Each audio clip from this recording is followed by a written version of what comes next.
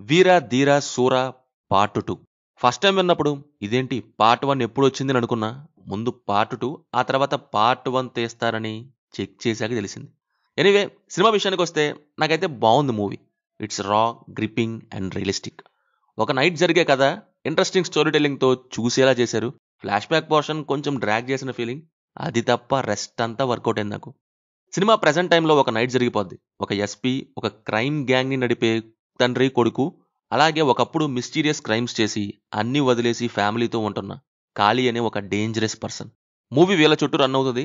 అసలు ఏంటి ఏమైంది తెలియాలంటే సినిమా చూడాలి. చెప్పడానికి చాలా సింపుల్ లైన్.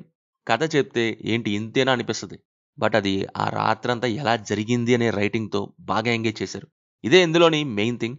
సింగిల్ నైట్ కొన్ని లైఫ్స్ మారిపోతాయని అంటుంటారు కదా! అలాంటి ఒక రోజు ప్రొటాగనిస్ట్ ఏం చేశాడు, ఏం డెసిషన్స్ తీసుకున్నాడు అనే దాన్ని బేస్ చేసుకొని సినిమా మూవ్ అవుతూ ఉంటది. ఫస్ట్ హాఫ్ అంతా అసలు ఎవరి ఖాళీ, ఏం చేశాడు అతను, కొన్ని వాటి దగ్గరికి వెళ్ళాలంటేనే జనాలు భయపడతారు. అలాంటి వాటి దగ్గర పనిచేస్తున్నాడు. తన గతం ఏంటి, ఈరోజు ఏం చేస్తాడు అని జరిగే ఈవెంట్స్తో కూర్చోబెట్టేలా చేశారు. ఎవరికి ఏది ఇంపార్టెంట్ అనేది చూపిస్తారు. సో ఇక క్యారెక్టర్స్ వాళ్ళ ఇంపార్టెన్స్ బట్టి వెళ్తాయి. అయితే కొద్దిసేపు అయ్యాక ఫ్లాష్ బ్యాక్ అనేది ఓపెన్ అయింది.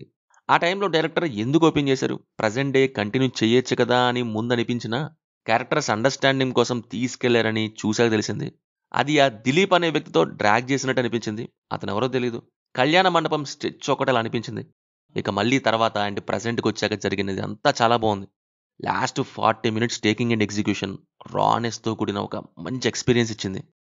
పర్ఫార్మెన్సెస్ వైజ్ 4 మెయిన్ క్యారెక్టర్స్ వాళ్ళు వాళ్ళ రోల్స్లో బాగా యాక్ట్ చేశారు. విక్రమ్, ఎస్జే, సూరజ్, పృథ్వీ, అలాగే దుషారా అండ్ వెంకటగా చేసిన ఆ పర్సన్ కూడా తమ రోల్స్కి జస్టిఫై చేశారు. బీజిఎం ఫ్లోలో అలా వెళ్ళిపోయిందనే కానీ యావరేజ్ అనిపించింది మోస్ట్లీ. అంత హైగా కొట్టినట్టు అనిపించలేదు జీవి. కెమెరా వర్క్ అయితే బాగుంది.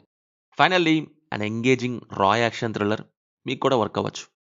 సినిమా చూశాక మీకు ఎలా ఉందో కింద కామెంట్స్లో మాతో తప్పకుండా షేర్ చేసుకోండి. Will meet in next video. Thank you. జై హింద్.